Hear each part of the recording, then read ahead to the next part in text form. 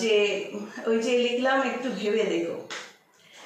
ভেবে দেখো বলতে আমরা আমাদের এখানে অনেকেই আছে, স্পেশালি সব ধর্মে কিন্তু এটা হয় না। যারা বিভিন্ন ধর্ম আছে তারা তাদের যে রূপে ভগবান বা সর্বশক্তিমান ঈশ্বরকে পুজো করে তারা কিন্তু খুব সিরিয়াসভাবে করে ম্যাক্সিমাম লোক। কিন্তু আমাদের ধর্মে দেখা যায় শিব ঠাকুর নিয়ে, কালী ঠাকুর নিয়ে, তোমার গণেশ ঠাকুর নিয়ে হয় অনেক বড় মূর্তি একটা করে ফেললো, সেটাই একটা খবর হয়ে গেল।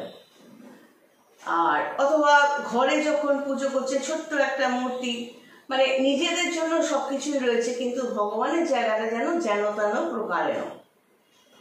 কারো সিঁড়ির ওপরে মানে ছাদের ওপরে ঠাকুর ঘর, কারো সিঁড়ির তলায় ঠাকুর ঘর। আর ঠাকুরকে দেওয়ার সময় কিন্তু ওই একটা দুটো নকুলদানা আর এইটুকু একটা সস্তা দামের থালাবাটি, এটা মানে ইয়েতে গ্লাসে জল।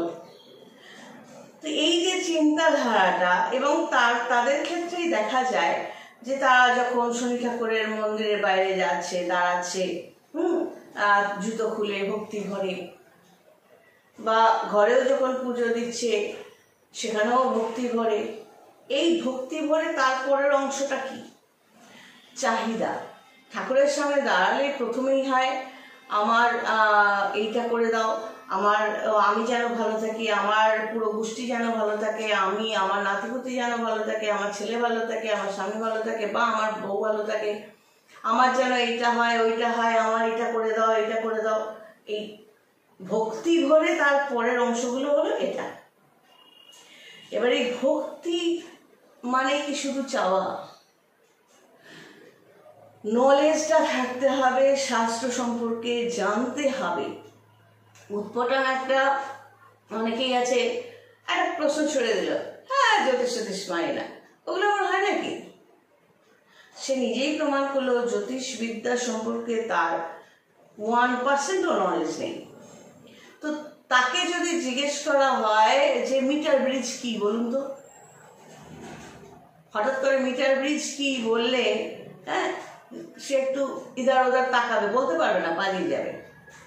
কারণ মিটার ব্রিজ কি এটার উত্তর দিতে গেলে তাকে ফিজিক্সটাও জানতে হবে, তাই না? এবার ধরো জিজ্ঞেস করলাম, ও তুমি সব জানতা, বলো ক্যালসিয়াম কার্বনেটটাকে কিভাবে প্রকাশ করা হয় শর্ট ফর্মে? বলতে পারবে? যে বলবে জ্যোতিষবিদ্যাটা কি, তন্ত্রবিদ্যা, ওগুলো সব বুঝলো কি? সে কিন্তু মিটার ব্রিজও বলতে পারবে না, ক্যালসিয়াম কার্বনেটকে যে CaCO3 বলা হয় সেটাও বলতে পারবে না।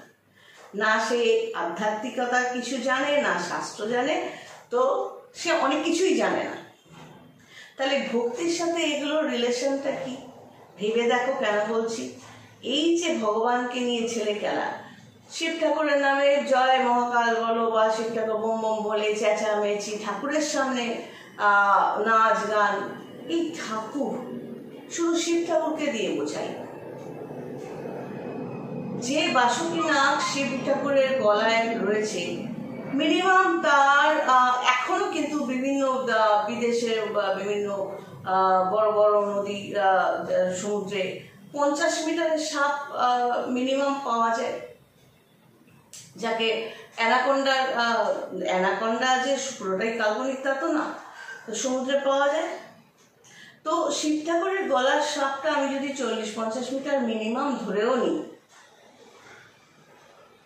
ভেবে দেখো সেই সাপটা 40-50 মিটার বলছি কিন্তু মিটার, তো ওই 40-50 মিটার মিনিমাম যদি ধরো, সে যে ঠাকুরের গলায় ছিল সেই শিব ঠাকুর কত লম্বা চওড়া,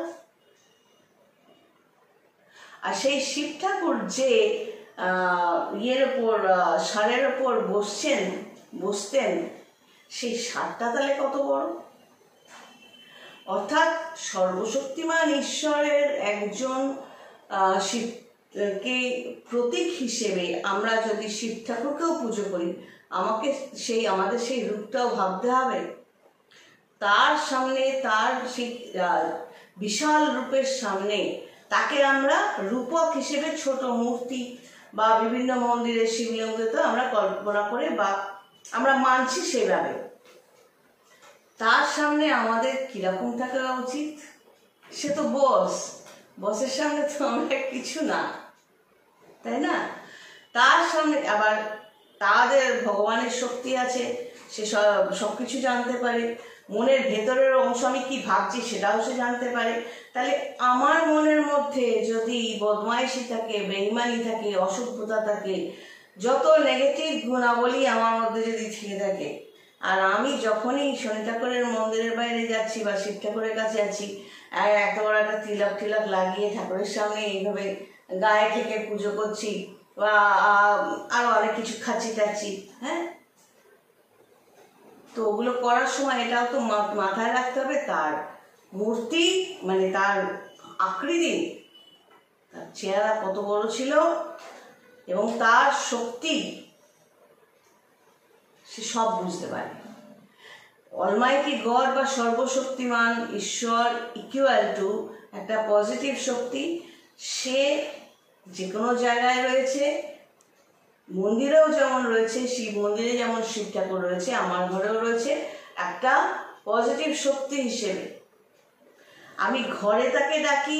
এবার কেন শনি মন্দির শিবের সাথে, শিব ঠাকুরের সাথে সাথে বলছি, এবার তুমি যে কোনো মন্দির ধরতে পারো, কালী মন্দিরও ধরতে পারো।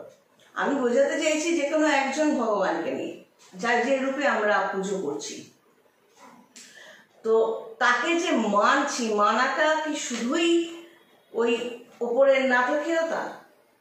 আমি চূড়ান্ত একটি বজ্জাত, আমার স্বার্থ ছাড়া আমি কিছু জানি না, লোকের পেছনে বাঁশ দেওয়া, মানুষকে অথই জলে ফেলে দেওয়া, হ্যাঁ, বদমাইশি চূড়ান্ত, সেই আমি যখন ঘটা করে ঠাকুরের সামনে গিয়ে দাঁড়াবো, ভগবান কি সত্যিই আমাকে তখন দেখবে না তোমাকে দেখবে? এই জন্য যখন কোনো রেজাল্ট আসে, কোনো মানুষ যখন হঠাৎ করে কোনো নেগেটিভিটির সামনে পড়ে এবং সেটা চূড়ান্ত মাত্রায়, তখন আশেপাশে অনেকেই হয়তো বলবে আহা, তারা হয়তো বাইরের রূপটা জানে, লোকটা কি ভালো ছিল বা মহিলা কি ভালো ছিল, তারা তো ভেতরটা জানে না। তার কোন কর্মের ফলে তার সাথে এত বড় একটা খারাপ কিছু হলো, বাইরের লোক বুঝতে পারবে না, রক্ত সম্পর্কের লোকও বুঝতে পারবে না। রক্ত সম্পর্ক শুধু এই জন্মে, আগের জন্মেও তো রক্ত সম্পর্কের কত আত্মীয় ছিল, মা বাবা ভাই বোনও ছিল, সকলের ক্ষেত্রে একই। পরের ভিডিওটা এই ড্রেসটা পরে হিন্দিতেও একটা করব সেম টপিক নিয়ে, তারপরের ভিডিওটা আমি এইটা নিয়ে বলবো, কর্মফলটা নিয়ে কিভাবে প্রমাণ হয়। তো এই ভগবান নিয়ে যে ছেলে খেলা, ভগবানের সামনে নাচ গান হই হুল্লোড়, এগুলো করার আগে এই আকৃতি সবকিছু বুঝতে হবে যে কার সামনে আমরা এগুলো করছি। সেখানে আমি যদি চূড়ান্ত বদমাইশও হই, সামনে না যাওয়াই ভালো নাটক করতে, আর যদি ভালোও হই তাহলেও বিনীত হতে হবে। আমি ভালো না মন্দ একমাত্র সর্বশক্তিমান ঈশ্বর বা অলমাইটি গড যে কোনো রূপে সে কিন্তু ঠিক বুঝতে পারে।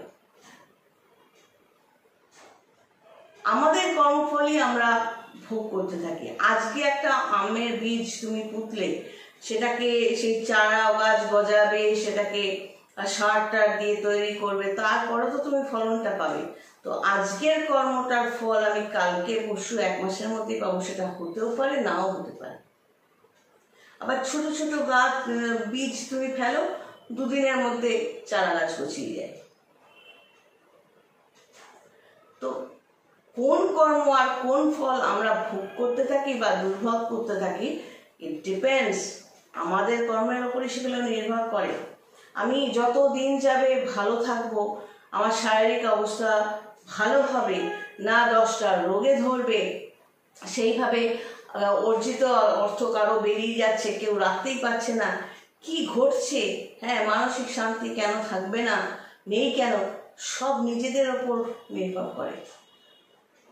ভেবে দেখো, ভগবান নিয়ে ছেলে খেলা করার আগে যে তার আকৃতি, তার শক্তি। একটা ভিডিওতে বাস্তুপুরুষ নিয়ে বললাম। তো আমাদের প্রত্যেকের ঘরের মধ্যে একটা ব্রহ্মস্থান আছে। সেইখানে তুমি মানে তোমার ঘরে তুমি ভগবান মানো বা না মানো, পুজো করো বা না করো, একটা শক্তি সেখানে এক্সিস্ট করবেই। এবার সেটা পজিটিভ হতে পারে, নেগেটিভ হতে পারে, নিউট্রাল হতে পারে। আমরা ব্রহ্মস্থানে ভগবানকে বসাই, পুজো করি, অন্তর থেকে করি। কেন করব? নিজের স্বার্থে। আমাদের এই খ্যাতা ভগবান মানে একটা বড় গাছের সাথে নিজেকে বেঁধে রাখা। এই যে একটা কথা বলেছিলাম না, যে ধরো 10টা কুকুরকে তুমি খেতে দিলে, এবার ওরা যাচ্ছে না দেখে তুমি লাঠি নিয়ে হাই হাই করে পেছনে দৌড়লে। এবার যার গলায় দেখবে একটা সোনার বকলস রয়েছে, বাই চান্স তুমি দেখে ফেলে, তুমি কিন্তু তার গায়ে হাত দিতে পারবে না, লাঠি মারা তো দূরের কথা। তুমি বুঝতে পারবে সোনার বকলস যখন গলায় রয়েছে তাহলে তার মালিক কতটা ক্ষমতাশালী। হ্যাঁ, তো আমাদের এই ঠেকা ভালো, নিজের ভেতরটা এইখানে পবিত্র জায়গা, এটা পবিত্র জায়গা, এই পবিত্র জায়গায় ভগবানকে বসানো, তাকে মনে করা, ভালো কাজের মাধ্যমেই তার আশীর্বাদ পাওয়া যায়। খারাপ মানসিকতা নিয়ে মুখে মুখোশ পরে বেশি দিন টানা যায় না। তুমি যদি অনেক ক্ষমতাশালী হও, কয়েক বছর টানতে পারবে, কিন্তু শেষ মুহূর্তটা কি দাঁড়াবে সর্বশক্তিমান ঈশ্বর কিন্তু তৈরি করেই রেখে দেয়। নিজের ফল নিজেকেই ভুগতে হয়। এই যেমন কুকুরের কথাটা বললাম, ঠিক এইরকম আমাদের যেমন নিজস্ব নিয়ম থাকে, জব করা, বিভিন্ন সিস্টেমের কাজ থাকে আমাদের। এই যে এই কালারটা, এটা কিন্তু কোনো রাজনীতির কালার নয়। এই কালারটা আমাদের শাস্ত্রে পবিত্র রং বলা হয়েছে, তার সেই ব্যাখ্যা আবার অন্যরকম। কেন অরেঞ্জ কালারটা? তবে জ্যোতিষের ইয়েতে বলতে পারি, গুগল সার্চ করে দেখতে পারো। শনি যাদের স্ট্রং হয় পজিটিভলি, তারা নর্মালি এই রংটার উপর দিয়ে বা হলুদ রঙের উপর দিয়ে, বৃহস্পতি ভালো থাকলে তারা হলুদ রঙের উপর দিয়ে যেতে চেষ্টা করে। এই পবিত্র রংটাকে আমি বা অনেকেই কেন ব্যবহার করছি, যে যখন এই যে তোমাদের সাথে শেয়ার করছি, এটা ভালো উদ্দেশ্য নিয়ে তোমাদের কাছে পৌঁছানোর চেষ্টা করছি, যাতে তোমরাও নিজেদের জায়গায় এগুলো যদি অ্যাপ্লাই করো ভালো রেজাল্ট পাবে। এটা একটা ডিভাইন থট, মানে একটা পবিত্র চিন্তাধারা, যেটা আমার চিন্তাধারা, আমার উদ্দেশ্য পরিষ্কার স্বচ্ছ, এবং তুমিও যদি সেটা নাও, এই যে আদান প্রদানটা হবে, এটা রংটা একটা স্বচ্ছতার প্রতীক। এবার কে কিভাবে এই রং ব্যবহার করবে তার ব্যাপার, সে আমি কোনো রাজনীতির মধ্যে আমি যাচ্ছি না। আমাদের যে কোনো মানে হিন্দু ধর্মের শাস্ত্রের মধ্যে এই রংটার উল্লেখ রয়েছে, গুগল সার্চ করলে পাবে। স্পেশালি শনি গ্রহের রঙের মধ্যে নীল নয়, অরেঞ্জ কালারটা বেশি হাইলাইটেড, সেটা আবার অন্য প্রসঙ্গ।